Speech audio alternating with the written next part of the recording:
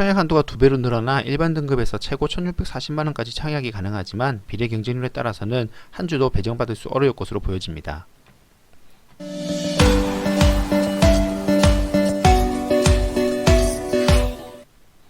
안녕하세요, 럭켓바입니다. 괜찮은 수요 예측 결과가 나왔지만 배정 규모가 작기 때문에 누구 코에 부질지 그래도 G2파워의 분석 영상 시작해 보도록 하겠습니다. 먼저 청약 일정입니다. 3월 20일부터 청약이 시작이 되었습니다. 23일 수요일까지 유진 스펙 8호와 함께 동시에 청약이 진행이 될 예정이고요. 환불일은 25일 금요일 예정이 되어 있습니다. 상장은 다음 주인 4월 1일 금요일에 단독 상장으로 예상을 하고 있습니다. 청약 정보입니다. G2파워의 주관사는 한투와 KB에서 동시에 진행이 되겠고요. 공모가는 밴드 상단인 16,400원으로 결정이 되었습니다. 개인적으로 기관 경쟁률이 좋을 경우에 공모가가 상단 선택 또는 상단 돌파는 긍정적으로 보고 있습니다.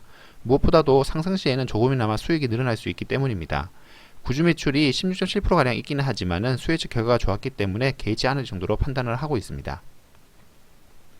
네, 다음은 한투와 KB 청약 한도에 대해서 한번 보도록 하겠습니다. 두 증권사 모두 수수료가 각각 2,000원, 1,500원 있게 되고요. 등급에 따라서는 면제될 수도 있습니다.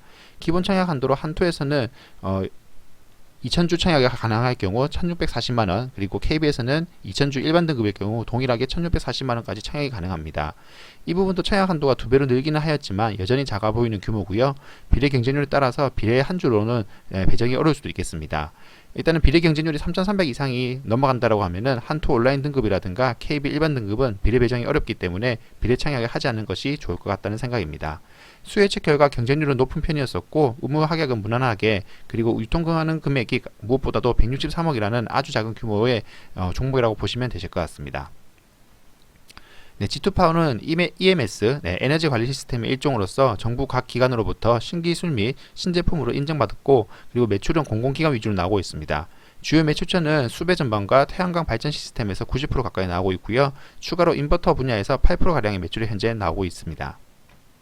수배 전반이라 함은 발전소에서 고압으로 생산된 전력의 송전 효율을 위해서 고압으로 전송이 되는데, 송전 후에는 실제로 사용이 될 경우에 고압의 전기를 받아서 저압으로 변환하게 각 필요한 장소에 전송을 하고 있습니다.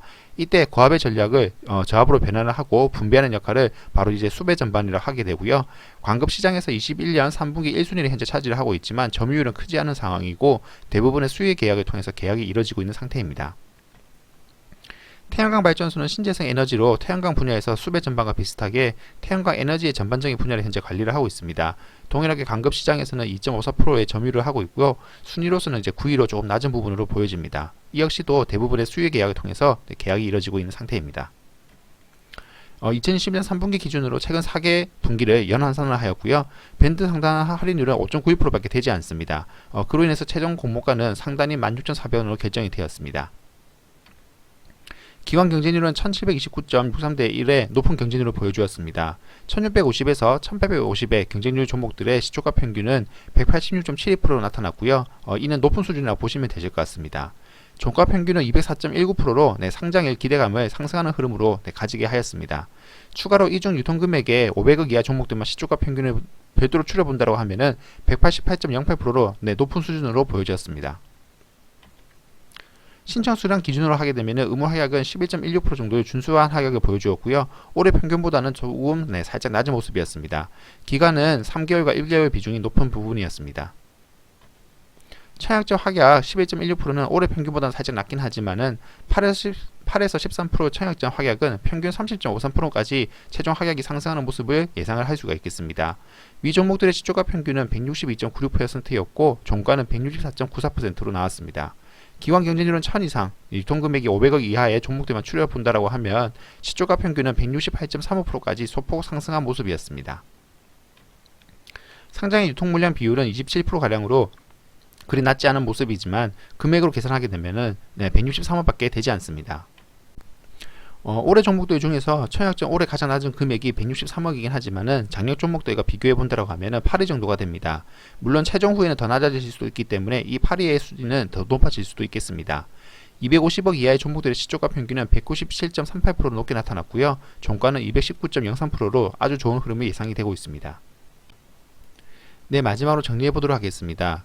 장점으로는 수요 체크가 좋았습니다. 일단은 기관 경쟁률이라든가 유통 금액이 또 작기 때문에 많은 기대감을 가지게 되겠고요. 수배 전반에 탄탄한 광급 시장이 장점으로도 판단이 되겠지만은 이 부분은 또 동시에 단점으로도 생각하실 수 있을 것 같습니다. 현재 한투 그리고 KB 같은 경우에 우대 등급들에게는 장점이 되는 청약이 되겠습니다. 아무래도 일반 등급으로서는 청약을 대부분 이제 기피를 할 수 있기 때문에 비례 부분에서는 아무래도 조금 더 배정을 많이 받을 수 있을 것으로 예상을 하고 있고요. 무엇보다도 단독 상장이 된다는 점은 상장의 수급 부분에서 좋은 흐름을 보여줄 것으로 예상을 하고 있습니다.